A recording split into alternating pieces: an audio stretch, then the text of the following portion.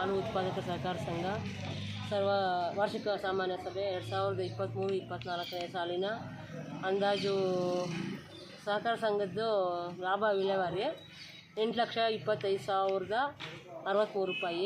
ಅದರಲ್ಲಿ ಲಾಭ ಬಂದು 3,52,989 ರೂಪಾಯಿ.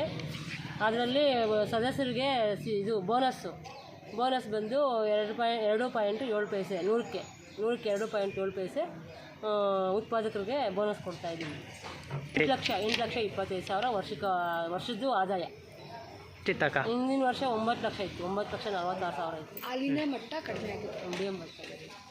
ವಿಜ್ಞಾನ ಹಾಲು ಉತ್ಪಾದಕರ ಸಹಕಾರ ಸಂಘದ ಈ ದಿನ ಸರ್ವ ಸದಸ್ಯರ ಸಭೆಗೆ ಸಂಘದ ಅಧ್ಯಕ್ಷರಾದಂತಹ ಲಕ್ಷ್ಮಮ್ಮನವರ ಅಧ್ಯಕ್ಷತೆಯಲ್ಲಿ ಈ ದಿನ ನಾವು ಸರ್ವ ಸದಸ್ಯರ ಸಭೆಯನ್ನು ಕರೆದಿದ್ದು.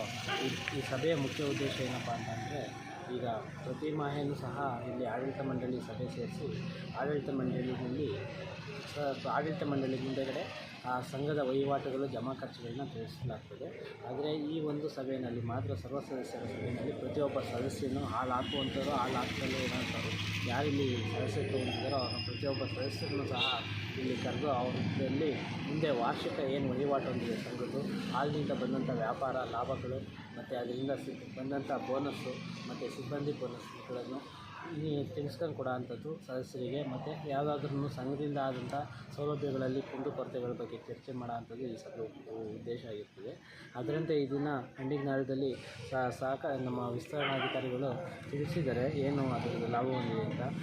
ಈ ವರ್ಷಕ್ಕೆ ನಾವು ಹೋಲಿಸಿದಾಗ ಸುಮಾರು 8,25,000 ಲಾಭ ಬಂದಿದೆ.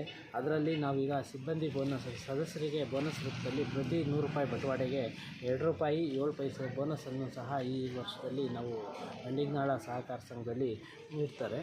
ಮತ್ತು ಈಗೇನು ನಾವೇನು ಹೇಳ್ತಾ ಇದ್ದೀವಿ, ಇನ್ನೂ ಹೆಚ್ಚು ಏನು ಸದಸ್ಯರಿದ್ದಾರೆ ಅವರು ಗುಣಮಟ್ಟದ ಹಾಲನ್ನ ಇನ್ನೂ ಹೆಚ್ಚು ಸಂಘಕ್ಕೆ ಪೂರೈಸಿದಲ್ಲಿ ಮುಂದಿನ ದಿನಗಳಲ್ಲಿ ಈಗ ಸಂಘದಲ್ಲಿ ಆಲ್ರೆಡಿ ಗುಣಮಟ್ಟಕ್ಕೆ ತಕ್ಕಂತೆ ಹಾಲನ್ನ ದರವನ್ನು ಪಾವತಿ ಮಾಡ್ತಾ ಇರೋದ್ರಿಂದ ಒಳ್ಳೆಯ ಗುಣಮಟ್ಟದ ಹಾಲನ್ನ ಸಂಘಕ್ಕೆ ಪೂರೈಸಿದಲ್ಲಿ ಇನ್ನೂ ಹೆಚ್ಚು ತಾವು ಆ ಸದಸ್ಯರು ಆರ್ಥಿಕವಾಗಿ ಬಲಗೊಳ್ಬೋದು.